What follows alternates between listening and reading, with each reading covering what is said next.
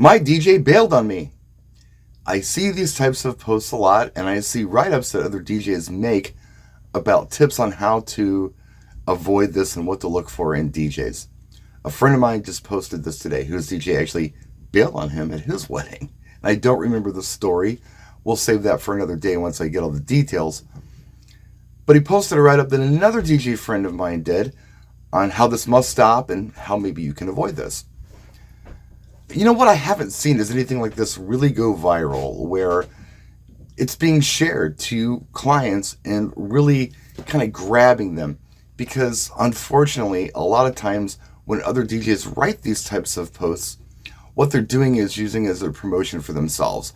And they're giving these really good, actually, key points about what they happen to offer, but I don't feel like it's really hitting the nail on the head like it should.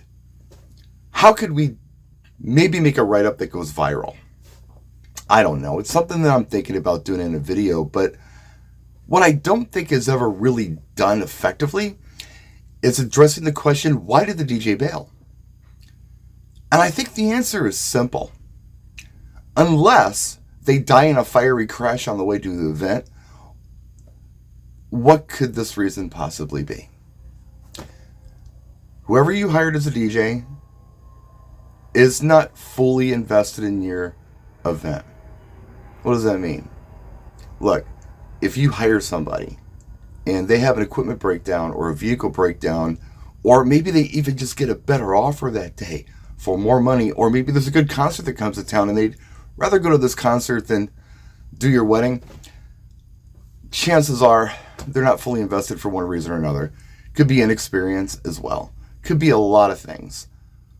But, you know, how to avoid this? How to make a DJ invested in your event? Well, of course, you want to go with an experienced DJ that understands your vision and that listens to you and that makes suggestions on how to fix some of the logistical potholes that maybe happen to be in what you want to do. Somebody who's helpful, that you trust, that you like, that has experience. And yes, have a realistic budget for this DJ. If something's too good to be true, it probably is. If you find a DJ for $400 or $500, you're going to get $400 or $500 worth of service, and you have to understand what the cost is for somebody to actually show up at your event. This has got to be important to the DJ, important to their reputation, and make sense to them financially for them to actually show up at your event. I mean, it's really that simple. Maybe there's a way that we can do some kind of write-up as a collective and come up with some really good, helpful advice to help avoid this whole my DJ bailed phenomenon. Because, yeah, it does happen. Yeah, it can happen for legitimate reasons. Like I said, fiery crash on the way to the gig. But then, you know, backup plans are important too. I had a stroke right before wedding season in 2011. No gigs were missed because I had a network of people to cover them. People were stepping up left and right to cover my events. There was no problem at all. But, you know, maybe not every DJ has this network. Maybe not every DJ is professional. Maybe they're not really serious about what's going on. So find those DJs who are serious. But yeah, man, what do you think? Let me know in the comment section. I mean, what kind of things do you feel like would be really important for a client to know? But without being too wordy, because this happens. I'm looking at this particular write-up, and it's wordy. It's several paragraphs. Could we make this, like, simple? So you can look at it at a glance and go, oh, wow, okay, that makes sense. When I see a long paragraph, I mean, I got to sit down and read this. And maybe I don't want to sit down and read this, especially if I'm a wedding client. And, you know, look, say what you will, but wedding clients have a lot on their minds. They're trying to save time. They're trying to do things quickly.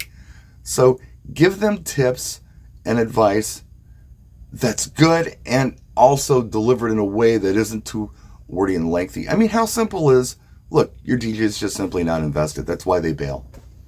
What are some of those reasons? Well, again, you probably got a budget DJ. That's probably what happened. And just wasn't important enough for them to show up for whatever reason. Again, I'm repeating myself, but yeah, could we do this? Are you going to leave it to me? I mean, I could try, but please leave your suggestions of things that you feel like are really important in the comment section, and not just things that are self-serving to you. Things that could generally just be good advice for anybody. Pretend you're advising someone on the other side of the world what to do. You're not going to be the DJ, but what should they be looking for when it comes time to look for a DJ? What are some of the things that you could actually help them with? Think about that and leave those in the comment section. That's it. That's my quick video for today. Hopefully we'll have more videos to come soon. We'll see you next time. Thank you so much for watching. Practice and enjoy.